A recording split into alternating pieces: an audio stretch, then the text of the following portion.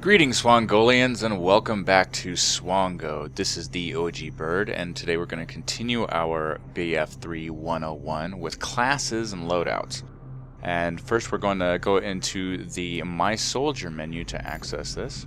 Go into My Soldier from the main menu, and we're going to scroll down to Customize. Now in the Customize menu, you'll notice that it says Kits, because we're currently on Kits. And our current team is US up in the upper left corner. You can see this. Now if I hit the right button, I can go over to my land vehicle loadouts, and if I hit the right button one more time, I can go over to my air vehicle loadouts. And if I hit the right button just one more time, it takes me all the way back around to kits again. Now take notice of that. Most of the menus in BF3 are like that, where you can, instead of scrolling all the way down through your selections to the bottom, you can simply hit up if you're at the top and it will take you directly down to the bottom. And this can come in handy when wanting to spawn on a vehicle in a game or what have you. Now there are 4 classes, as you can see, 4 classes to choose from. We have the Assault class, the Engineer class, the Support class, and the Recon class. Now we're going to focus on each one of these classes. First, on this Assault class, you'll notice in the upper left corner it is represented by a cross. Now that's because the Assault class is your Medic class. Now next to that cross is a star followed by a number. Now that is your class service stars. And at the bottom of each of these classes, as you can see here, there is a progress bar. Currently, it's just beneath my AEK 971. I'm about, whatever that is, an eighth of the way through to my service star number 9. Now this is not to be confused with your weapon service stars. So if you look at the Engineer class, it's just barely starting out. I had just gotten star number 13. The Support class is just now starting to move up towards its star number 7 as well. And the Recon class is 3/4 of the way through, that white bar going along the bottom towards service star number 4. I obviously don't use the Recon class that often. Now in your kits, you can currently see on the Assault package that I have 5 categories for its loadout to choose from. From left to right, we have the AEK 971, which is your primary assault weapon. Then I have the MP443 Tactical, which is my sidearm.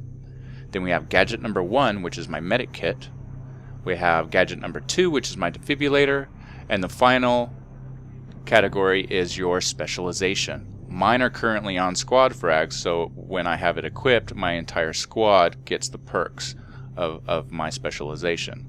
And until you open that up, your specialization will only work on you. So keep that in mind. And we'll get more into detail on exactly what these are in just a moment. Now if we click on the Assault class, we have those 5 categories in more detail where we can actually adjust them as needed. Now with the AEK, there's 3 little boxes just beneath the weapon that show me what its current accessories are that are equipped. I have my sight, which is the first one to the left, and then I have my accessory number 1, and then my second accessory all the way over to the right. I can tell just by looking at this that I have the Cobra sights attached with the foregrip and the suppressor currently. So if I select this by hitting the A button, we can see that I am correct. I have the Cobra RDS, the foregrip, and the suppressor currently equipped. I'm not going to focus too much on the primary and second or sidearm weapons. Mostly want to focus on each class's specialization. So if you'll notice on gadget number 1 we have the medic kit. Now I like to run with the medic kit because it's very helpful to me and my teammates. However, sometimes there is an assignment, or maybe you just don't want to roll with the medic kit. There are other options. Now if I scroll to the right, we see that I have gadget number 1 as the M320 grenade launcher. Now if I hit Y on the description and the intel, we can see that its ammo is a 40mm round. Now I want to take notice to my current specialization that I have equipped. If I scroll down here, I have squad frag specialization, and if we look into the intel, it tells us that we have additional grenade pouches to allow the soldier to carry a larger amount of hand grenades and 40mm grenades. That includes each of the M320 underbarrel weapons. The M320 grenade launcher uses 40mm. M320 buckshot, even though it is a shotgun-like projectile, it still comes out of a 40mm casing, so you will get double the ammo if you're using the frag specialization perk, or multiplier I like to call them. The M320 smoke grenade also uses a 40mm canister, and the M320 LVG, which is a slug, also uses the 40mm grenade canister. And if I scroll to the right, it goes on to the M26 mass, which does not use 40mm containers. So using the squad frag specialization with an M26 underbarrel is not going to give you more ammo. However, if you use any of the M320 underbarrels, it will double the amount of ammo that you can carry. Now if I go down to gadget number 2, we have the defibrillator, which has the option to go to no gadget. I don't know why you would do that. Please don't. Always keep your defibrillator around. You can even get a kill with it, trust me. Now if we go back, we'll go into the engineer class, and this is essentially your anti-vehicle class. It's represented by the wrench icon in the upper left corner, and I currently have equipped the M4A1, the MP443 tactical sidearm, which I use for all my kits. I have the small, repair tool, and squad explosion. So if we select this and go into more detail, you'll see that I have the Cobra RDS, the foregrip, and the flash suppressor currently attached. Again, I'm not going to go into much details about my primary and sidearm weapons, but more focus on what these specializations can do, what these classes can do. So my gadget number 1 is where I'll find all my rockets. Now I have all these unlocked. Here's the small, the Stinger missile, the Russian equivalent is the Sigla, and the Russian equivalent of the small is the RPG. And then we have the Javelin, or the Jav, which is the same on both teams, both Russian and US, both have the Javelins. Focus on the SMAW. The SMAW is a very powerful tool. It's good against infantry, vehicles, and even some structures. It does a good amount of damage if you hit something in the right spot. Now if you get contact, if you get a hit with an air vehicle with your SMAW or RPG, it's going to be an instant kill because it's such a difficult shot to accomplish. So they made it just an instant kill. You hit somebody in a chopper or a plane with your SMAW or your RPG, it's instant death. However, they do not have a targeting system, and that's why it makes it so difficult to come in contact with your target. So it's primarily a medium range weapon. You don't want to be too short range either, because the explosion or the splash damage could kill you as well. Now if we move on over to the Stinger missile and the Russian equivalent Sigla are both ground-to-air missiles only. So as an infantry personnel on the ground, you can only lock onto and fire upon air vehicles. That includes planes, choppers, all the air vehicles that were within range. Now keep in mind that the range of these missiles is very short, and the lock-on time is pretty quick though.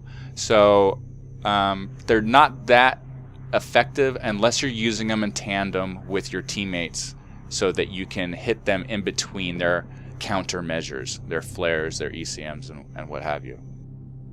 Now we move on to the Javelin. Now the Javelin can lock onto any ground vehicle, occupied or not. That means you will lock onto an empty vehicle, which might be okay, especially if there's personnel or enemy infantry around that vehicle. You can still get the kills just by destroying that empty vehicle. You're not going to get any points for destroying that vehicle unless somebody's in it or has just gotten out of it.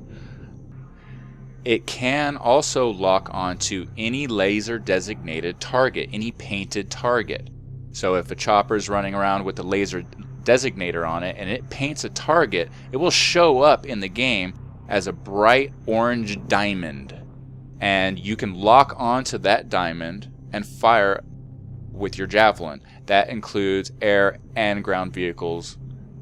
All vehicles that can be painted you can destroy with the Javelin as long as it's painted. And remember, it will lock onto any other ground vehicle without it being painted, but you have to be within range, and it takes a very long time I can't emphasize this enough of how long it takes for the javelin to actually lock on before you can fire. Sometimes it's quite a long time. It seems that laser designated targets don't take as long, but when you're actually manually locking on with your javelin onto a vehicle, it takes quite a while, and you're going to want somebody to keep you under cover.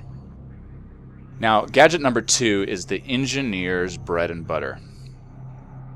Here you have the repair tool, the anti-tank mines, and the comical EOD bot, which I'm not going to go into any detail upon whatsoever.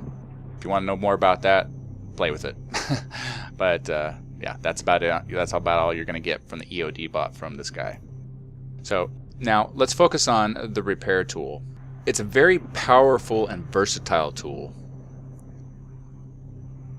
And I'll go into more detail about the repair tool and the attack mines a little bit later on. But for now, you need to know that with a repair tool, you can kill infantry. As long as you're in range, you can come up behind somebody or right in front of somebody, and you can burn them with your torch, and they'll die. It just takes a matter of like 2 seconds or something like that. You can also heal any team vehicle that's been damaged and destroy any enemy vehicle. So you can just walk up to a tank. You know how like you see the guys run up to them with C4 and place the C4? You can run up with your repair tool and just start burning that tank, and a matter of seconds will go by before you disable it and destroy it and anybody that's left inside. Very, very, very, very, very powerful tool. And mines are very self-explanatory. You lay them on the ground, an enemy vehicle rolls over it, the mines detonate and deliver damage to that vehicle. It all depends on the vehicle that ran over it, the amount of mines that you have placed, so on and so forth. And like I said, we'll get into more detail and creative ways to use mines a little bit later on. What you want to remember when you're placing the mines is usually you want to place them in groups of 3 or more to disable or destroy a vehicle. You can have 6 mines on the battlefield at any one time per person. The mines will remain active until they are destroyed or detonated. Even after you die, the mines will remain active in the battlefield. Now, let's get more into detail a little bit about the quantities of mines. With my squad specialization, if we focus on this just for a moment, and open up the intel by hitting Y to show the description, it tells us that it gives us an EOD vest that will increase the total amount of explosive and rocket ammunition. Now this is also a squad specialization, so this will go to my entire squad. But the mine is an explosive, and so is C4. So you will get double the amount that you normally carry by having the squad explode specialization. Now, all of these in gadget number 1 for the engineer are rockets, so it's going to double any rocket that you carry. Comes in very, very, very handy.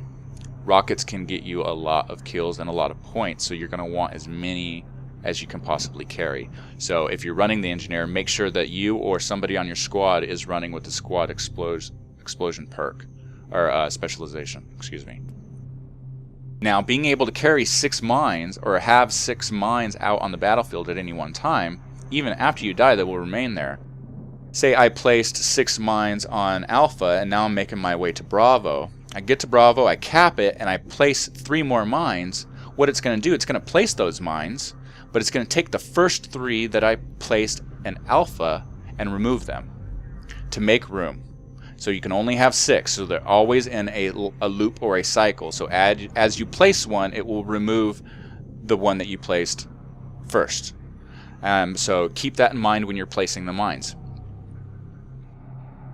Now we'll back up and go to the support class. And the support class is basically your LMG class, your light machine gun class. You can see that's represented by the bullet or ammo icon. And these icons, the reason why I'm going into detail about these icons is because they become very important tools, visual tools within the game. And we'll get into a little bit more detail about that later. But say I am a support guy and I am been under fire and I'm nearly dead. Say I've got like 5% health. And I'm looking around, I see a teammate, not even on my squad, and I look at him and it tells me what class that he's running with by that little icon. And if it's a health icon, then I'm going to hit that back button. I'm going to spot my own teammate, and it's going to send him an audio message that says, hey, I need a med pack. I need some health. Please help me out. And if he's got a med pack, he can drop it and you can heal yourself. So it's important to know what these icons represent, and that's why I've been going into details about these icons. So going back into the support class, go into a little bit more detail. We're going to focus on gadget number 1. Now, gadget number 1, if you scroll to the left or right, it does not do anything whatsoever. There is no option for no gadget on the support class gadget number 1. If you are running support, you always have ammo. So like I mentioned before, let's reverse the roles. Say I'm a medic, and I've just cleared out the team, and now I have no more ammo in my primary, and I look around and I see a teammate that's got that bullet icon next to him, that ammo icon. I hit the select button and it's going to tell him, hey, I need some friggin' ammo. And he's going to drop. You should, as a support class, drop that ammo box. You don't even have to look around for where the guy was that said it. Just hit left on the D-pad and drop it and go about your business. You don't even have to lose a single step. So please drop that ammo when you hear that. They're already looking at you. They know where the ammo pack's going to be, and there's an icon within the mini-map to be able to find it wherever you do drop it. So don't worry about who's asking for it. Just drop it and continue about your way, and you're going to get points for them reloading their ammo. So don't forget, there is no excuse. If you're running support, you have an ammo box. Please use it. Please listen to your teammates when they ask for ammo. Now, in gadget number 2, we have the C4, claymores, which I do not recommend, and see more about that on my video of why claymores fail. And then we have the mortar. Now, mortars can be very useful if used correctly. Its primary mortar is a 60mm. Let's go ahead and click on the description here. Is a 60mm high explosive, which will do damage to personnel, vehicles, and some structures. It depends on the map. Its secondary mortar is a 60mm smoke round, which can be used in an assortment of tactics. Now, the way that you access these when you get into the battlefield, you want to use your mortars, you deploy it on a flat surface. If you're having trouble deploying it, it's because the surface isn't quite flat. Make sure that you're not pointed near any walls, because the mortar doesn't know what's in front of it, and it's going to fire, and if that building that you're right next to is right in front of it, it's going to hit that building and it's going to send rubble down back on top of you and kill you. So make sure you have clearance. They do lob, so make sure you have clearance when you set it up. But when you set it up, it's going to default to your 60mm high explosive round. Now you go ahead and you position your cursor along the mortar map and fire, and after you fire, hit right on the D-pad and it will immediately switch to the smoke round. Fire that and then cycle back to your high explosive 60mm round, and that's how you do the cadence. It's like boom, boom, boom. Instead of waiting for that one to reload, you can already be firing the smoke, and while the smoke is firing, it's already getting ready to reload and fire the 60mm high round. So take that into mind when you're using the mortar, that it's more than just a high explosive round, but smoke can become very handy to your teammates. Now finally we have the C4. Now C4 is fun. Let me tell you guys, it's a lot of fun. It's very dangerous to use. You're gonna die a lot of the time using it. No matter how good you are, and sometimes it's worth it. Sometimes you just don't care because you're taking out a vehicle and a dude, so your life is worth it, kind of a thing. You're taking their vehicle out of the equation, allowing your team to stay infantry and be safe.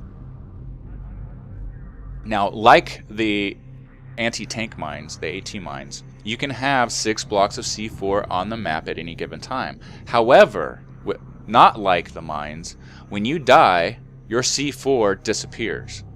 Now, I literally mean as soon as you die. So, say you're running support, you just place some C4 as a trap somewhere in the map. As soon as you set it up, you run down a mountain, you get killed. Your C4 disappears. A medic comes by and revives you. Your C4 is still gone, okay? As soon as you die, those explosives are completely destroyed. Okay, they just disappear. They don't even detonate or anything. They just disappear.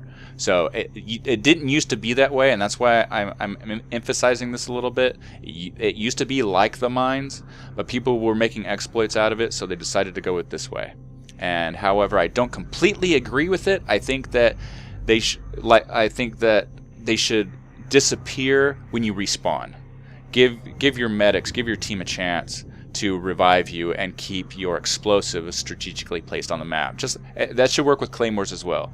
Claymores are really broken, but if you can fix that with C4 and the claymores, that they don't disappear until you respawn. Give them a chance to actually, do some damage. And last we have, we'll get into more detail. There's a lot of creative ways to play with C4 and to use C4, and we will get into that and many more details a little bit later on. For now, I just want to give you broad strokes and details of what the classes are and their current loadouts, what their capabilities are, and what their options are. So we're going to go back and we're going to go into the recon class. Now in the recon class, you can see in the upper left corner it's got a crosshair icon. This is your sniper class. However, you don't have to have a sniper rifle. As you notice in my recon class, I'm currently running with the P90. Now, I'm still using the MP443 Tactical. I've got an MAV, a radio beacon, and I'm using squad frag specialization. Now, if we click on this, I'm using the P90, and if we focus on the MAV, the gadget number 1, MAV, if I scroll to the right, we have tugs, SOFLAM, and then the MAV. So let's start off with tugs. I think that's the first thing that you have unlocked, or the first thing that you do unlock in the recon class for gadget number 1. This is a motion sensor. We'll pop up the description here. The tactical unattended ground sensor uses motion sensors to detect the presence of vehicles and infantry. What that does, what the tug does, is you can place that on any flat surface in the map. It has a bubble, a radius, and any enemy movement within that radius is going to be broadcast on the minimap, and it will be broadcast on your entire team's minimap, not just your squad, not just you, but your whole team. So if any of your team is within the radius of that, they can see that. So that can become a very useful tool. It doesn't matter if they're firing or anything. As long as they're moving within that bubble, within that radius, they will show up on radar. Now if we move over to the SOFLAM, the SOFLAM allows Recon Soldier to designate enemy vehicles for precision strikes. Now, let me get into a little bit more detail about this. The SOFLAM is a small gadget. It's like a binocular, infrared, and you can control it up and down, left and right. So it's like a movable camera, or like kind of like the Kinect on the Xbox, one of those things. And you can laser designate or paint enemy vehicles within range, and it's got a very, very, very, very long range. And you can spot enemy troops, so it'll put those little orange arrows over all the enemy troops. So, and your entire team will be able to see this information. Now with the SOFLAM, you can set it up, aim it, and leave it, and it will continue to function even though you're not actively using it. So set it up and be sure to aim it. Don't just set it up and run. You want to aim it. You want to set it up in the place where you think you're going to see the most action, both on the ground and in the air. And then you can leave it and it will continue to run, and it will paint targets, and as people destroy those painted targets, you're going to get points for that, for laser designating or for painting those targets. Now if we move on to the MAV is a combination of the two. It is a mobile motion sensor, and it's also got a infrared vision camera equipped. You can fly it around and spot enemies, and you can also spot enemy vehicles as well. You can destroy other recon class gadgets. So if you're cruising along the map and you see another MAV, you can put the crosshairs on it and hit, I believe it's the right button, it might be the right trigger, I'm not quite sure, and it will destroy it. It will lock on and destroy that that gadget, that MAV, or you can do it with the radio beacon, or you can do it with any of the recon class stuff. So it can also destroy other recon class equipment. Keep that in mind. Now, a lot like the SOFLAM, you can set it up and leave it, and it will continue to function even though you're not actively controlling it. Put it up in a window that people normally won't look into. Put it in a high traffic area, and enemy movements within the radius of that are going to continue to be broadcasted on your team's minimap. Very useful tool. Remember that when you die, when you come back, your MAV will be gone. All of your recon gadgets, when you die, disappear. Remember that. And that pretty much concludes the basic broad strokes of the classes. Now I want to focus on, if we go back here, I want to focus your attention down at the bottom of the screen. We have our 4 selection options. We have A for loadout, B for back, X to switch team, and Y for appearance. Now we've already used A and B quite a bit in here. Now switch team is a very important option when you're first starting out the game. You start off in your kits and your classes will start off with team specific weapons. Like, let's say you're usually US and you run with the M16A3 and you spawn into a map and you're Russian, and all of a sudden you have an AK-74U, and that's not what you want to play with. In this menu, My Soldier Customize menu, if you hit X, you can switch your team to the Russian side. Now you'll notice that my kits are exactly the same on both Russian and US sides. That's because I've completely unlocked those weapons and made them available to both sides. So I can use the exact same loadout on one team that I can the other team because I've completely unlocked these weapons. But until you do that, you're going to want specific loadouts for each team, and that's why this option is there. Now, unlike in the game menu, the only difference between this, you can access this from the in-game menu if you visit my previous video. The only difference is in-game, instead of switch team, it has the deploy option. It doesn't have the switch team option because you are currently on a team, so you don't need to have both teams' loadout options available to you, just the team that you're on. So that's why they've done this. Now you'll notice I have these red little orange triangles across all my classes, and that's because I've unlocked something in these classes. Now I'll go through them later and search through and view them and find them and get rid of these orange triangles. But I want you to notice the character to the right is currently showing my loadout and appearance. So I am on the recon class currently, and it's showing him in black, Spec Ops black, holding a P90 with a silencer and a laser sight. Now if I hit down and go back up to the assault class, it shows the assault class's current loadout. Now if I go down to the engineer class, you'll notice he's got a completely different camo. He doesn't have Spec Ops black. That's because each class can have its own camo. You don't have to just blindly select one and that's the way it's going to be for all your classes. Each class gets its own separate camo, and you can change this option in the game. So if you've been playing Grand Bazaar and have an urban camo, and then suddenly you're on Caspian Border and want something with a little bit more foliage on it, you can switch that up before you deploy into the map. Or after you die, you go, oh yeah, I forgot to change my ammo. I'm in Spec Ops Black. I want to be in something with a little bit more green in it. You can switch it before you spawn back into the game. So it's very, very, very useful option. Now to access that, we hit the Y button. So you can select any one of these options. We'll go ahead and select Recon and hit the Y button, and we'll bring up our camo options. And you can scroll left and right to get the different camo options that are available. There's several here. But I usually roll default Spec Ops Black and then change it as I get into a map. So that concludes our classes and loadout breakdown.